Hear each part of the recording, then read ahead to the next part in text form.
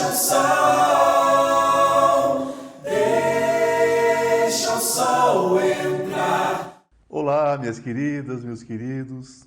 Que bom estar com vocês mais uma vez no programa Ivan Martins, sempre com convidados muito especiais, um bate-papo descontraído, gostoso, falando sobre questões do dia a dia, né? Falando sobre amor, sobre saúde, sobre cura espiritual também, não é? E sobre o respeito, sobretudo respeito. Somos todos iguais, cada um com a sua história, cada um com sua trajetória, não é mesmo? E só fica bom quando somos unidos. Só fica bom se tiver bom para todo mundo. Só fica bom, só fica bonito se todos caminharmos juntos. Sempre falando de igualdade e respeito. Né? O meu convidado de hoje, ele é mestre em Ciência da Comunicação pela Universidade de São Paulo, ECA, USP. Especialista em Master em Tecnologia Educacional pela Fundação Armando Álvares Penteado, FAAP. E graduado em Cinema pela FAAP. Cursou jornalismo na Faculdade Hélio Alonso. É formado em Artes Dramáticas pela Casa de Arte Laranjeiras, CAL. De 89 a 93 foi produtor de TV e vídeo na TV Anhembi, São Paulo. Atualmente coordena o curso de cinema da FAAP e é programador de filmes do Espaço Itaú de Cinema desde 2000. Criou o curso de pós-graduação, Gestão de Produção e Negócios Audiovisuais da FAAP e atuou como professor na mesma instituição, nas disciplinas de Produção Executiva e Distribuição e Exibição.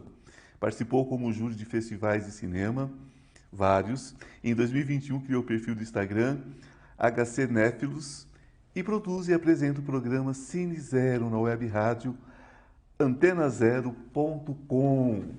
Então, gente, isso aqui é uma parcelazinha de tudo que esse moço, né, esse jovem já fez, está fazendo, né, e vai fazer, porque tem uma vida longa pela frente, porque ele é necessário. Eu estou falando de Humberto Neiva. Querido, que prazer receber você aqui. Obrigado pelo convite, Ivan. Eu estou super honrado de estar aqui para conversar com você. E o moço, adorei o moço. O moço, jovem, Sim, isso é muito bom. Mas com certeza é jovem. Sabe o que eu digo a respeito de idade? Eu sempre fico parodiando Jô Soares. Existe vivo e morto. E sobre ser jovem ou velho, nós somos muito velhos em relação ao pé de alface, mas nós somos crianças em relação ao universo. Então, somos todos jovens. É isso aí. Muito obrigado novamente por ter vindo, vir dar essa entrevista para você. É uma grande honra. Ô, querido, a honra é toda minha.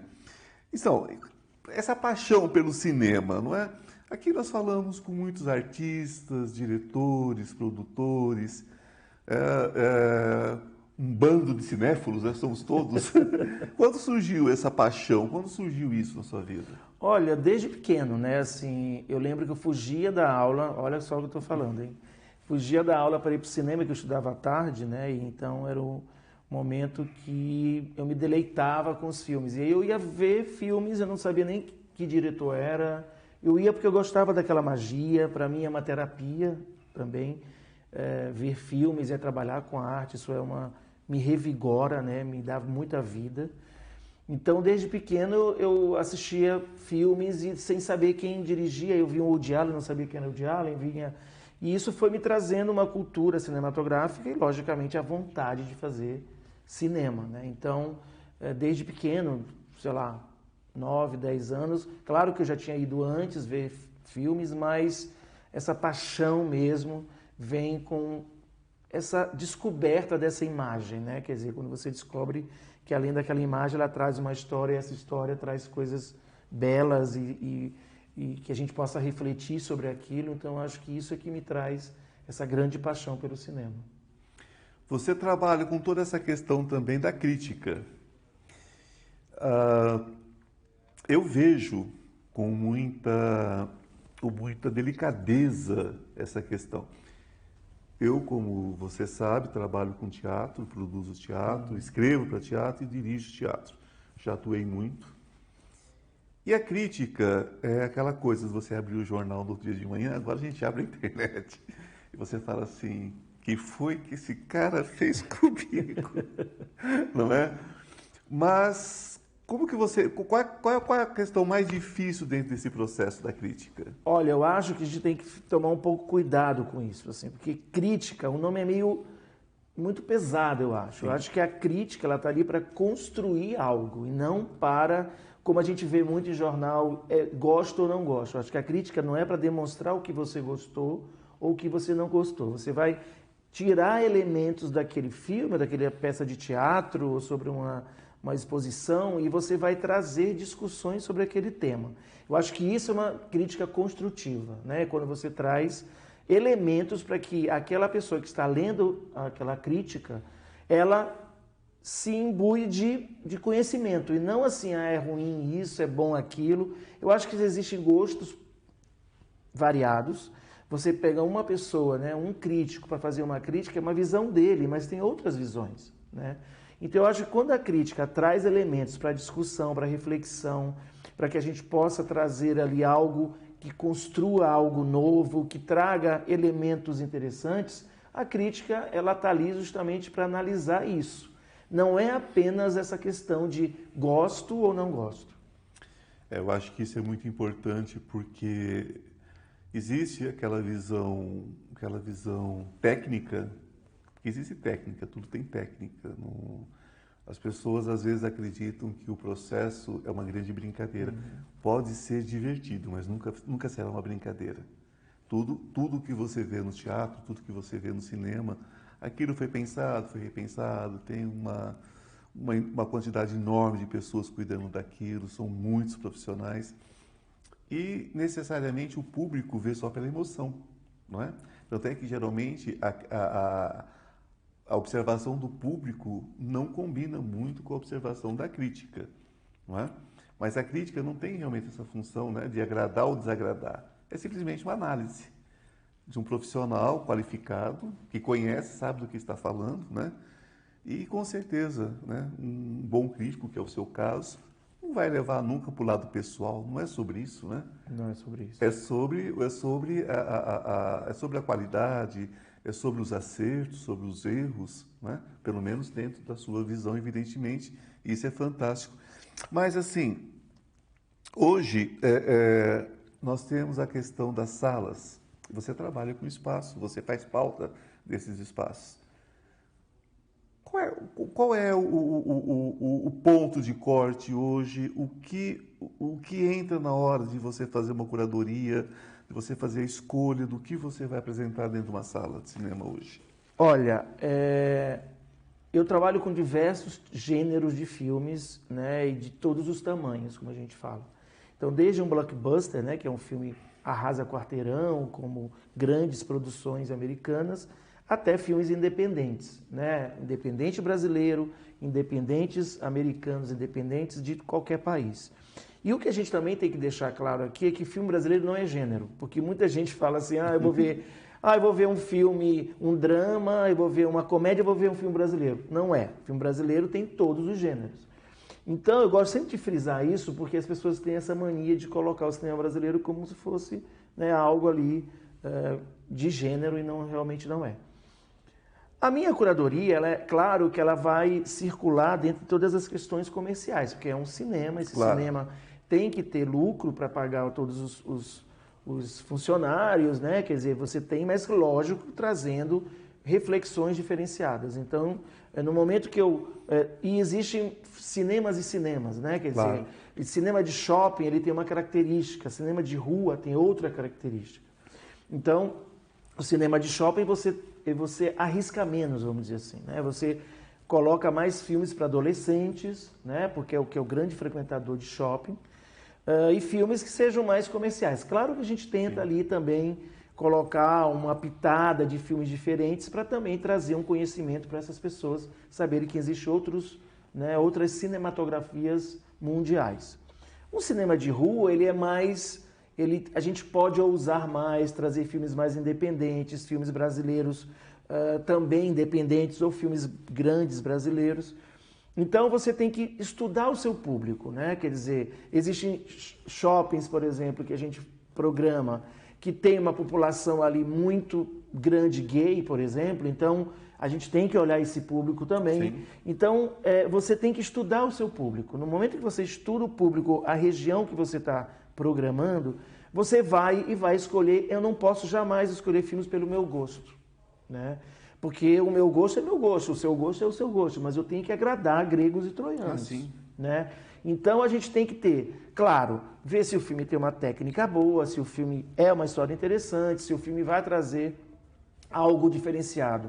Seja para um jovem ver essas, enfim, grandes efeitos especiais, seja uma história cotidiana que vai trazer uma discussão sobre casamento, sobre amizade. Então você tem que construir a sua programação de acordo com aquele público que você acha que vai se interessar, não vou dizer que gosta ou não gosta, mas que vai se interessar por aquele filme e, logicamente, depois a gente vai estudando a melhor maneira de completar tudo isso nas outras salas de cinema.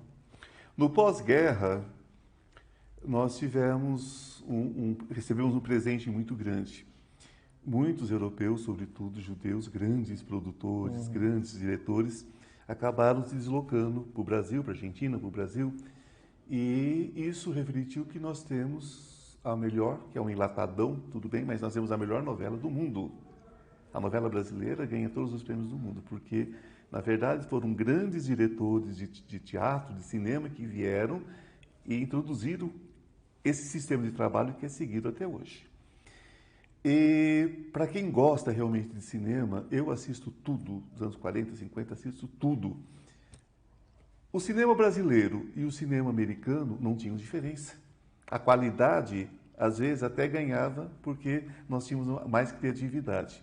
Em que momento acontece essa ruptura e a gente para de fazer cinema com a qualidade que nós fazíamos e nós passamos aí umas décadas aí capengando, né? E hoje eu vejo essa coisa recuperando. Eu vejo uma qualidade no cinema brasileiro hoje absurda. Não é um filme ou outro, não é aquele filme que ganhou um prêmio na França, que ganhou... Não. É o coletivo que está ficando muito bom. Agora, o que aconteceu nos anos 60, 70, que o cinema brasileiro perde a qualidade, perde investimento e o público brasileiro perde o orgulho do cinema brasileiro? O que aconteceu? Olha, é uma história longa, né? Mas Sim. assim, a gente vem de suspiros, né? O cinema brasileiro é feito de suspiros. Vamos falar da década de 60, 70, tem a ditadura. Então, no momento da ditadura, você tem uma redução daquilo que é arte, do que é reflexão sobre um determinado tema, porque essa é a visão daquela pessoa que não quer que as pessoas reflitam sobre nada. Então, a gente veio com a década de 70, então muitos cineastas foram exilados, e aí a gente só podia fazer filme histórico ou filmes infantis. Então, isso também vai reduzindo a criatividade de um país, a cidadania ela é cortada. Então, você acaba ficando no mato sem cachorro, né? Quer dizer, você fica preso a questões menores aí para você fazer um filme.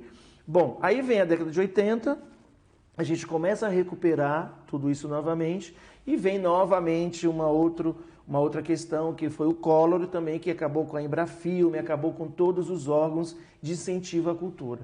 Eu não estou fazendo política nenhuma, estou só contando fatos aqui. Né? Então, é uma questão de a gente estar o tempo inteiro se recuperando de algo que nos cortou. Então, depois do Collor, vem novamente outro respiro do cinema brasileiro, onde a gente tem 12, 13 anos aí de um crescimento, onde é criado a Ancine em 2001, e quando você cria a Ancine, que é uma reguladora, uma fomentadora, né, e uma regulamentadora do cinema e do audiovisual, o nosso cinema cresce. Em 2016, a gente teve 30% de market share no mercado, ou seja, 30% dos filmes que estavam passando no cinema eram brasileiros. E de todos de boa qualidade, ganhando prêmios fora, ganhando prêmios aqui. Então, aí a gente vem novamente com um novo governo, agora, atualmente, um governo também que não gosta da cultura, não gosta de saúde, não gosta de educação. Então, a gente novamente metralhado, vamos dizer assim, né? Novamente a cultura é, né, ela é cortada, então a gente tem essa dificuldade de trazer elementos, não se pode discutir temas que são considerados, né, não muito bons. Então, eu acho que a gente tem que fazer de uma maneira em que a gente, mesmo sofrendo tudo isso, a gente está trazendo ali uma mensagem de reflexão. Exatamente. O homem, ele é fruto da sua cultura, da sua educação, porque cultura e educação, gente, são irmãs gêmeas. Uma não sobrevive sem a outra. E é através delas que o ser humano toma consciência da sua condição. Porque quem não conhece a história vai repetir os mesmos erros. E a intenção de destruir a cultura é para que a gente continue na coleira, continue sim senhor, não senhor, de cabeça baixa. Nós vamos precisar dar um intervalozinho, tem um recadinho para vocês. Um beijo, até agorinha. Deixa o sol entrar. Olá! Aproveitando esse pequeno intervalo, eu quero convidar você para conhecer o Instituto Ivan Martins. Cura quântica, cura espiritual, física e emocional. Depressão, ansiedade, pânico, dores crônicas. Venha para o Instituto Ivan Martins. Você já se inscreveu no meu canal? No YouTube, Instituto Ivan Martins? Se não se inscreveu, inscreva-se agora. Eu atendo próximo ao metrô Consolação. Marque sua consulta. Deixa o sol entrar. Olá, estamos de volta com o nosso segundo bloco, com esse convidado tão especial, Humberto Neiva, não é? Falando sobre cultura. E nós encerramos o primeiro bloco falando sobre a necessidade da cultura, né? Falando sobre a necessidade da educação e o quanto são libertadoras, certo? E deixando sempre um recado: cultura, investimento em cultura é plantar prosperidade. Se você planta R$1 na cultura, você colhe pelo menos 15. Então, não acreditem que tem alguém gastando dinheiro com cultura. Chama-se investimento. Cultura movimenta a economia de um país, de um estado, de um município. Então, valorizem, exijam cultura, exijam que se faça cultura nesse país, assim como educação de qualidade. Meu querido, o cinema, né, ele representa a cultura visual, né, e a gente sempre vê como uma janela, né, como como um portal, digamos assim, para a pedagogia crítica mesmo, né, cultural, porque desenvolve esse senso crítico, né? Como que você vê hoje o cinema? Como que você acha que o cinema está representando isso hoje no país? Olha, Ivan, eu trabalho em duas pontas do cinema. Desde a formação, né, como dando aula, né? Então, eu coordeno um curso de cinema aqui em São Paulo, a FAAP. Então, para mim, essa questão crítica, ela vai desde quando você começa a dar aula ali para aquele aluno. Você não pode induzi-lo a alguma coisa, mas você tem que mostrar para ele questões reflexivas sobre aquela determinada obra. Então, eu trabalho com esse público, né, que é formador, eu estou formando ali um público, sim, e trabalho na exibição, ou seja, olha só o outro lado, né, eu estou mostrando filmes para o público. Da mesma maneira, trazendo reflexão para aquele determinado público, trazendo obras cinematográficas, trazendo cultura para o povo, né? Para o público. Então, eu acho que isso é de extrema importância, a gente deixar que o público ele tenha consciência do que a gente está trazendo ali. São questões urgentes, questões para que a gente possa discutir e questões para reflexão da sua vida mesmo. Né? Quer dizer, no momento que eu trago uma obra trazendo um determinado tema, um determinado gênero, eu estou trazendo ali uma reflexão sobre aquele tema, sobre aquele gênero. Então, aquela pessoa ela tem que ver o quanto isso faz com que ela reflita sobre uma problemática que ela pode estar passando por isso, ou ela conhece alguém que está passando por isso, e isso vai trazendo o quê? Discussão, reflexão, isso é uma questão muito forte, muito presente. Então eu acho que a função da cultura é justamente essa, é cutucar, né, o espectador para uma reflexão. Não quero que ele concorde ou discorde de mim, mas que ele tenha um posicionamento político, social, cultural. Né? No momento que eu trago uma obra, ele tem que ver que aquela obra está discutindo algo que vai mexer, Eu trabalho e quero trabalhar com aquilo que mexa com o espectador, né? Que traga para o espectador algo ali mexeu comigo, né? Então, no momento que ele mexe com você, eu acho que aí ele está fazendo aquilo que eu quero e o que é a cultura, é a função da cultura. É um recorte, né? É um recorte, é uma fotografia de um momento, de uma sociedade, de uma vida, né? Uma fotografia. Nunca vai ser tudo, né? Mas é um recortezinho cirúrgico para falar sobre um assunto. Gente, isso é de uma importância. Desde que a humanidade conseguiu acender uma fogueira, ela começa a se manifestar culturalmente. E isso não pode ser interrompido, simplesmente não pode ser interrompido, né? E agora existe uma diferença crucial entre arte e arte pela arte, né? São diferenças. Nós vivemos num país onde se incentiva cultura, sim. Cultura de massa, cultura à base de cerveja, à base de dor de cotovelo, não é? Então, é uma distração, é uma brincadeira que eu acho também super saudável, né? Super saudável, tá tudo certo. Mas não chame diversão simplesmente de cultura. Existem manifestações culturais que são divertidíssimas, são deliciosas, mas vamos colocar cada coisa no seu lugar, porque está acontecendo uma coisa, querido, que você, lógico, sabe disso melhor do que eu, que estão misturando as coisas e fazem algumas coisas em massa, como se fosse o circo de Roma, faz uma presepada qualquer e estão dizendo para o povo, isso é cultura. E estão gastando dinheiro com isso, emburrecendo o povo, tapando a visão, né? uma visão crítica, né? Tá tampando, tá tirando da pessoa o mínimo de crítica que ela tem. Esses dias eu ouvi uma pessoa que trabalha com rádio, fez jornalismo, nunca entrou no teatro e assistiu um texto. Eu achei isso de um horror. Eu falei, gente, como assim? Nunca foi ao teatro?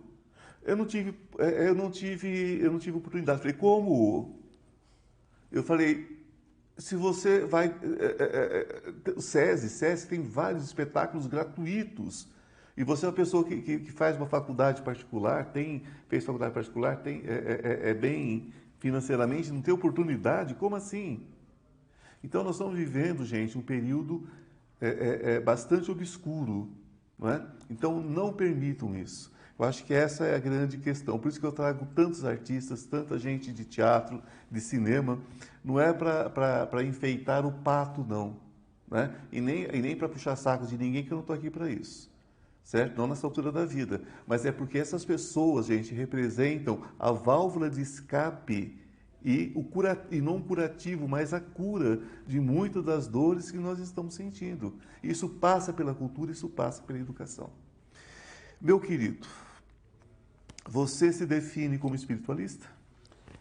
Olha, Ivan, eu acho que sim. Eu sou uma pessoa que acredito numa força aí. Eu tenho a minha conversa com essa força toda noite. Eu deito na cama, rezo de uma maneira muito diferente, assim, vamos dizer. Mas eu acredito nisso. Eu sou uma pessoa que eu acho que a nossa vida ela vai trazendo elementos que vão provando que isso tem uma força muito boa por aí. Eu sou muito grato por essas conversas que eu faço, porque isso me fortalece, isso me cura, isso me deprime às vezes também, Sim. por que não? Choro, rio. Então eu acho que essas questões, essa força, ela que me faz ser o que eu sou, sabe? Uma pessoa que produz, que corre atrás, me ajuda a me empurrar, né? Sim. A me colocar com uma posição política, cultural, enfim, também. Então, eu acredito nessa grande força que vai trazer bons fluidos, né? Ela me traz bons fluidos, ela me traz uma concentração maior. Então, se isso foi espiritualismo, eu sou espiritualista, né? Sim, eu creio que quando nós acreditamos em algo além da matéria, nós já estamos resolvidos espiritualmente. As doutrinas são criações humanas, Deus não tem nada a ver com isso. Eu costumo sempre citar o seguinte, que Cristo pregava no monte, pregava na beira do mar, pregava em qualquer lugar que ele estivesse, não precisava de um templo, não é? E eu já contei isso aqui uma vez e vou contar de novo. Um dia eu estava no Rio de Janeiro assistindo um espetáculo na Lapa e eu saí para a janela para tomar um ar, estava muito, muito quente e chovendo e tinha uma família toda na porta de uma igreja se encolhendo da chuva. Aí eu falei, tirei uma foto, inclusive publiquei essa foto. Falei, gente, como assim? Nós somos o templo de Deus, nós habitamos o Espírito Divino, nós somos a luz de Deus encarnada, porque Deus vive através da gente. Então, eles trancam o templo de pedra, que seria a casa de Deus aqui, com Deus para fora da igreja. Então, aquilo me causou um repúdio, uma coisa assim, sabe? E desde então eu venho fotografando portas de igreja, com essa mesma situação, né? Então tranca-se o Deus para fora e tranca a porta da casa que seria dele, né? Para que ele não entre. Então nós temos que questionar que a espiritualidade tem que ser algo além, muito além de simplesmente um templo, de simplesmente uma casa, né? E todos nós passamos por questões de superação, né? A gente vê hoje tantas famílias abandonadas, jogadas aí na rua, famílias que você sabe que não são famílias que foram constituídas na rua. São famílias que foram colocadas naquela marginalidade por um sistema, por irresponsabilidade, por falta de capacidade de articulação política, enfim, tudo o que está acontecendo nesse país. Então a gente vê isso acontecendo todos os dias. Então muitas pessoas estão nos ouvindo agora, estão com questões financeiras, estão com questões de saúde, né? Então sempre eu peço para os meus convidados, se eles tiverem uma história de superação, né? A própria superação do dia a dia, que nós superamos todos os dias, que se você puder falar alguma coisa a respeito, é importante para quem está nos ouvindo. Ivan, eu acho que eu supero a cada dia, sabe? Assim, trabalhar com cultura no Brasil não é fácil. Trabalhar com cultura no Brasil é difícil, você tem que matar um leão a cada dia. E eu acho que isso é uma superação e ao mesmo tempo, é um fortalecimento para você também, né? Quer dizer, no momento em que você, a cada dia, está trabalhando com cultura, que é tão, às vezes, deixada de lado por diversas pessoas, não só o governo, mas, enfim, o próprio caso que você contou aqui, de um jornalista que nunca foi a uma peça de teatro, né? Então a gente tem que se fortalecer. Para mim, cultura é fortalecimento, cultura é conhecimento, cultura é fazer-me movimentar. Então, no momento em que eu reflito sobre essa cultura, ou sobre essa arte, ou essa determinada obra cinematográfica, eu estou trazendo uma superação, sim, de colocar um filme brasileiro numa tela que às vezes não tem tanta gente. Mas eu estou recuperando, eu quero que o brasileiro veja filme brasileiro, que é muito bom. Então, essa superação, ela é diária, né? Quer dizer, é uma construção, é todo um caminhar que é difícil mesmo. Então, se a gente não se trabalhar com a educação, é outro problema, né? Então, eu estou trabalhando, aí eu escolhi, né? Duas áreas complicadinhas, né? Então, só traz preocupação para minha mãe, para o meu pai quando era vivo. Então, assim, sabendo que aqui no Brasil a gente tem pouca incentivo para a cultura, pouco incentivo para a educação. Então, acho que a superação ela está vindo aí numa trajetória diária. A sabedoria nos diz, né? Se tem que ser feito, faço eu. Porque é sobre isso. Quando você começa a deixar tudo para que o outro faça, as coisas ficam do jeito que estão aí, porque fica uma história. Eu não faço porque não me deixam fazer, eu não faço porque fizeram isso no passado, eu não faço, mas vou fazer um dia. E vai passando, passa 4 anos, passa 8, passa 12, passa 16, passa 20, e a vida passa. Daqui a pouco passou o século, passou o milênio, né? E a gente continua na mesma situação. Então, é a gente voltar um pouquinho, falava pouco sobre o passado, né? Que aquele que não conhece história repete os mesmos erros. Gente, vamos ter discernimento, não é, querido? Vamos olhar, vamos pesquisar, não é? Por que que as coisas se repetem, não é? O que está acontecendo em outros países, o que aconteceu, qual foi o processo, o que está acontecendo no nosso país agora, qual é a história, não é?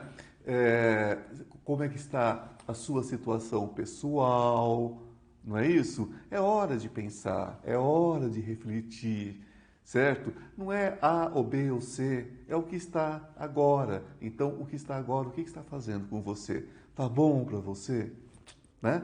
Vamos pensar nisso, vamos analisar, porque está tudo aí, gente. Ele citou os anos 70, né? Nós estamos vivendo tudo de novo. Vamos acordar para a vida, não é mesmo? Vamos acordar. Meu querido, o que é que tem aí para futuro? O que é que você está planejando? Nós temos um tempinho pequenininho, mas dá para falar ainda. Tá bom, só para fazer uma questão do que você está colocando, a memória. Gente, não vamos perder a memória, nunca.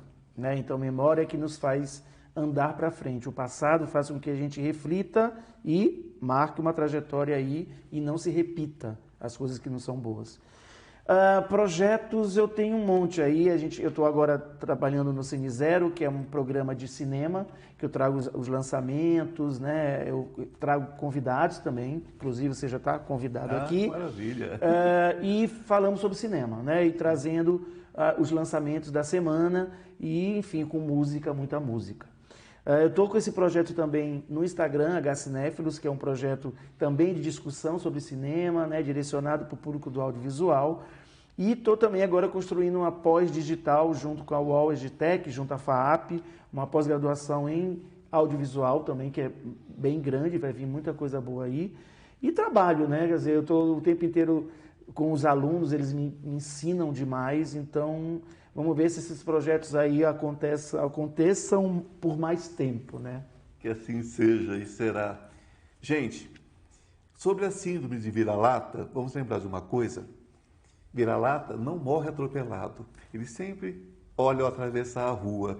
Então, se é para ser vira-lata, que a gente tenha orgulho de ser vira-lata e se respeite. Se respeite como um vira-lata de classe, né? Vá ao cinema, assista filme nacional, vá ao teatro, vá às galerias. Gente, respire arte. Gente, procure instrução, procure se preparar e a vida vai ser tudo o que você deseja. Querido, gratidão. Muito gratidão obrigado por estar conosco. Muito obrigado. Um beijo no coração, fiquem na luz e até a próxima semana. Deixa o sol entrar.